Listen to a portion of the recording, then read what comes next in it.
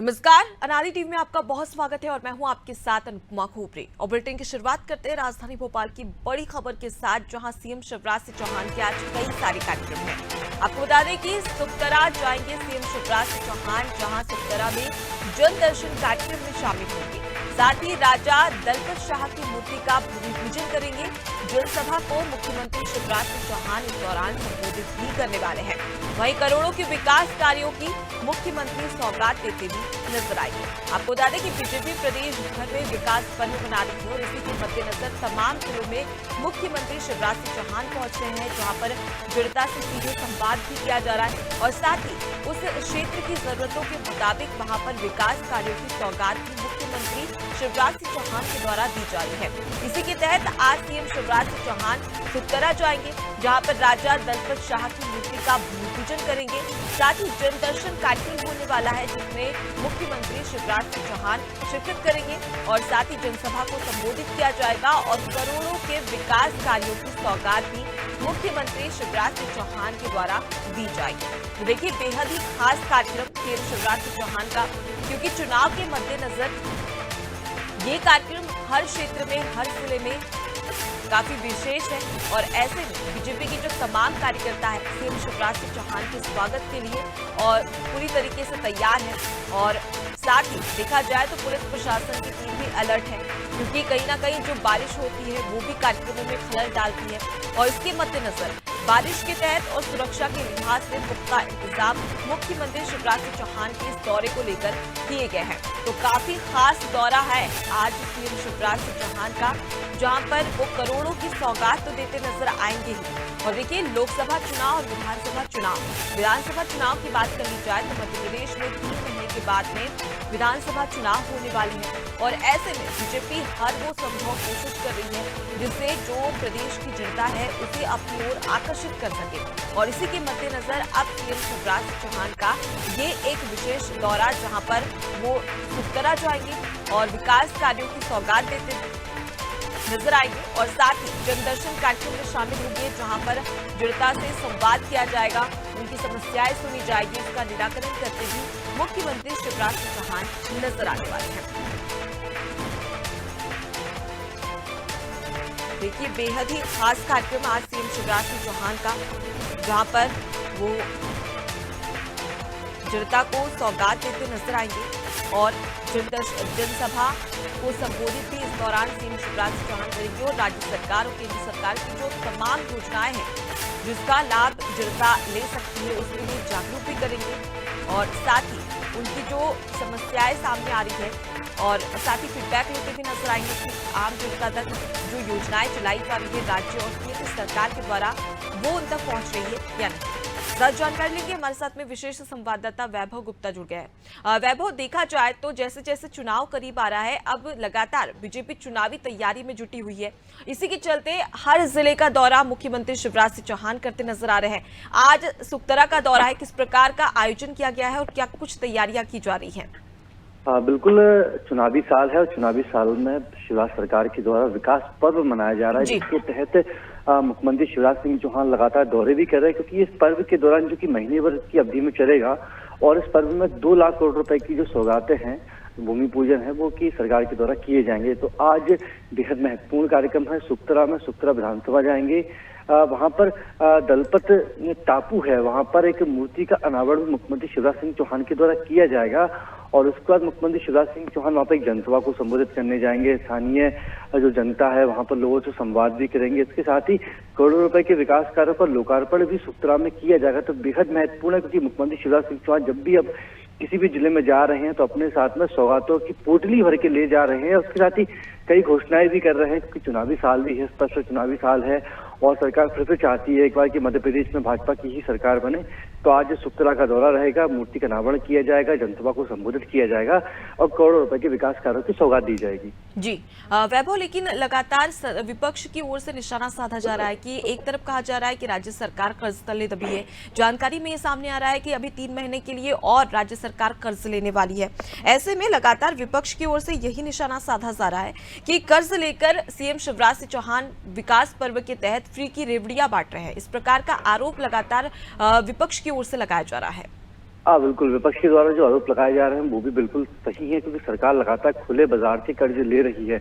लेकिन दूसरी ओर इस बात भी है कि क्योंकि कर्ज लेकर विकास कार्य किए जा रहे हैं, जनता को सौगातें दी जा रही हैं, तो इसमें कुछ गलत भी नहीं है। जब हम सरकार से इस सवाल का जवाब पूछते हैं, नेताओं से पूछते हैं, मुख्यमंत्री शिवराज सिंह चौहान से पूछते हैं, मंत्रियों से पूछते हैं, तो वो यही कहते हैं कि हमारी सरकार कर्ज ले रही है, खुले बाजार से कर्ज ले रही है, लेकिन हमारी जो लिमिट है वो केंद्र सरकार के द्वारा बढ़ाई गई है और हम उस लिमिट के अंतर्गत ही खुले बाजार से कर्ज लेकर जनता को विकास कार्यों की सौगात दे रहे हैं। जी, तो कुल मिलाकर देखा जाए तो एक तरीके से सौगात का दिन कहा जा सकता है। हालांकि विपक्ष लगातार निशाना साध रहा है।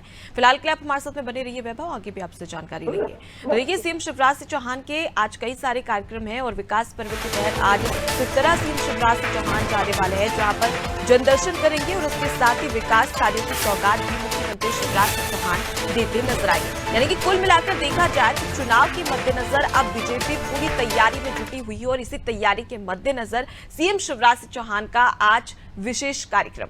अब रुक कर लेते हैं अगली बड़ी खबर की ओर, जो कि राजधानी भोपाल से है, जहां पर कांग्रेस भी लगातार चुनावी तैयारियों में जुटी हुई है और इसी के मद्देनजर कांग्रेस का आदिवासियों पर फोकस है, जहां आदिवासी स्वाभिमान यात्रा कांग्रेस निकालने वाली है।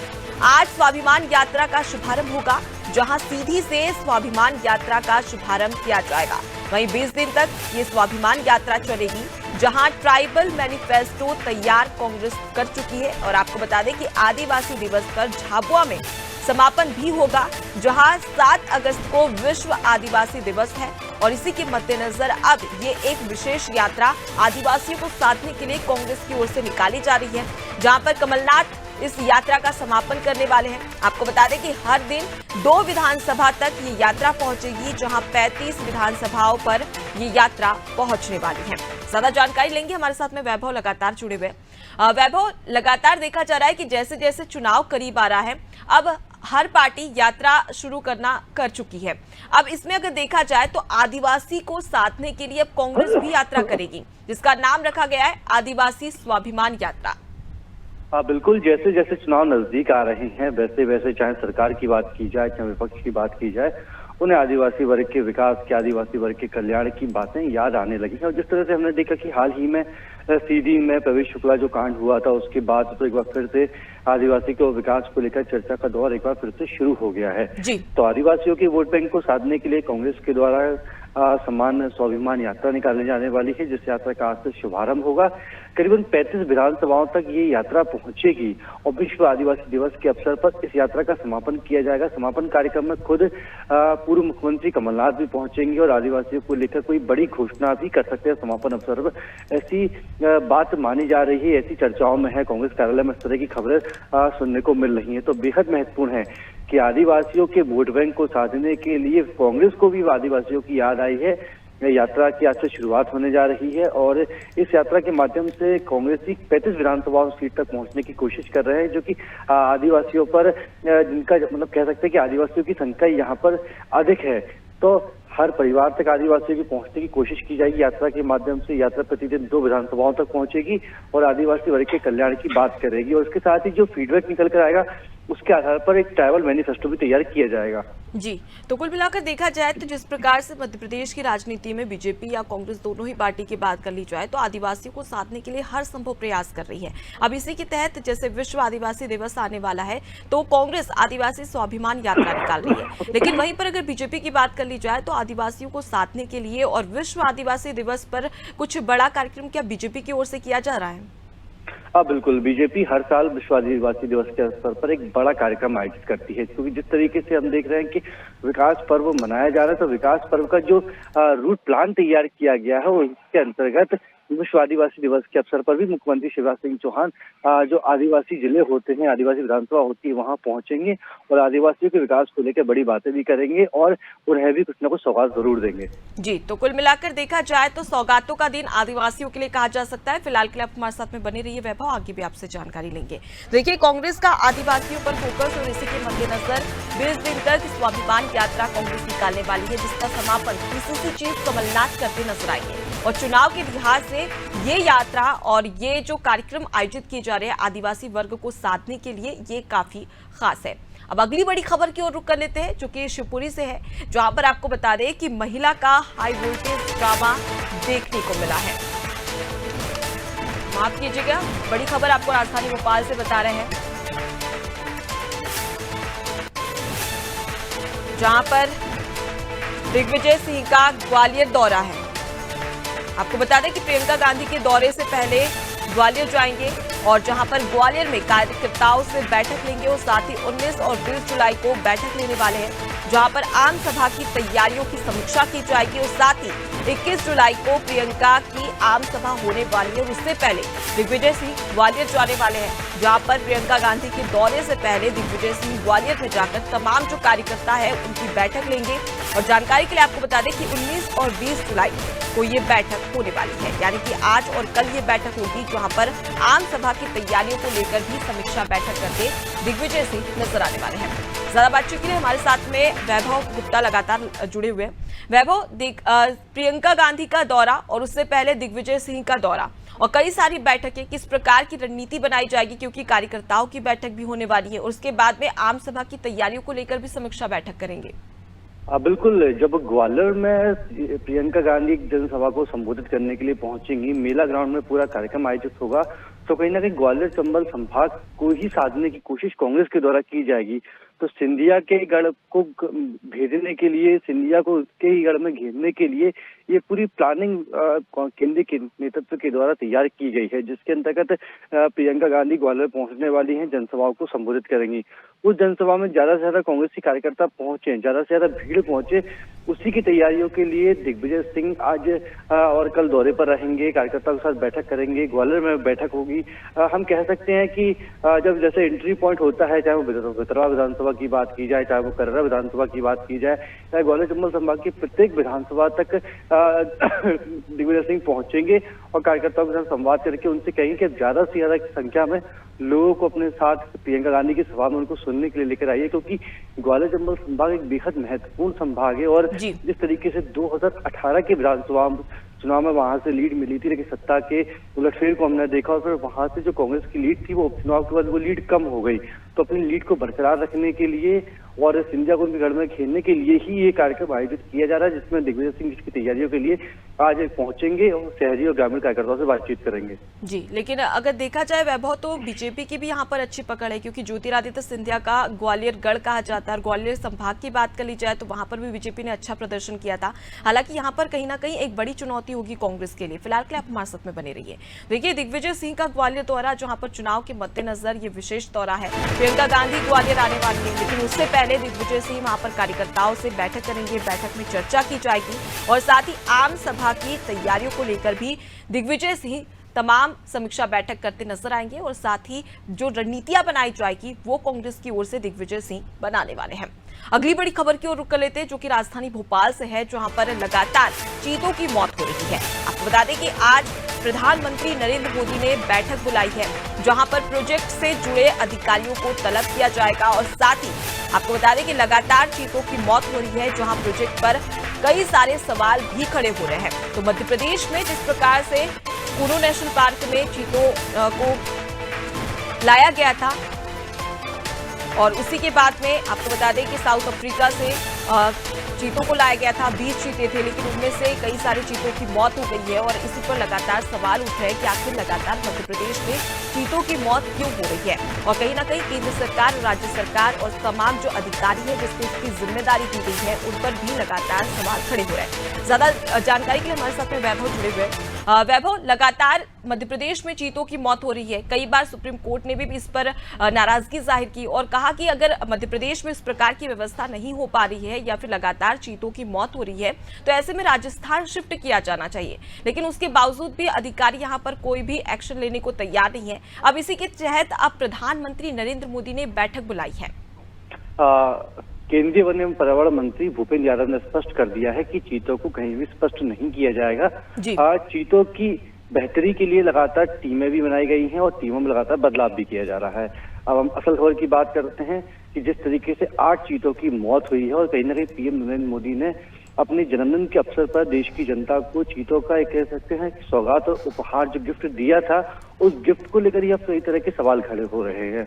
तो जिस तरह से चीतों की मौत हुई, हालांकि उनके गले में जो वो आइडेंटिफिकेशन के लिए जो कॉलर लगाई गई थी उसके कारण नुकसान हो रहा है, क्योंकि जो ग्वालियर चंबल संभाग है जहां पर ये अभ्यारण्य है वहाँ पर उमस बहुत होती है और जो चीतों की जो त्वचा होती है वो काफी लचीली होती है और लचीली त्वचा होने के कारण उनकी गर्दन में लगातार जो रगड़ होती है, आइडेंटिफिकेशन जो कॉलर लगाया गया उनके गले में कॉलर आईडी, उसके चलते ही वहाँ पर कीड़े पड़ रहे हैं। और जब वो आपसी जो लड़ाइयाँ होती है उसके चलते जो डेथ भी हो रही है।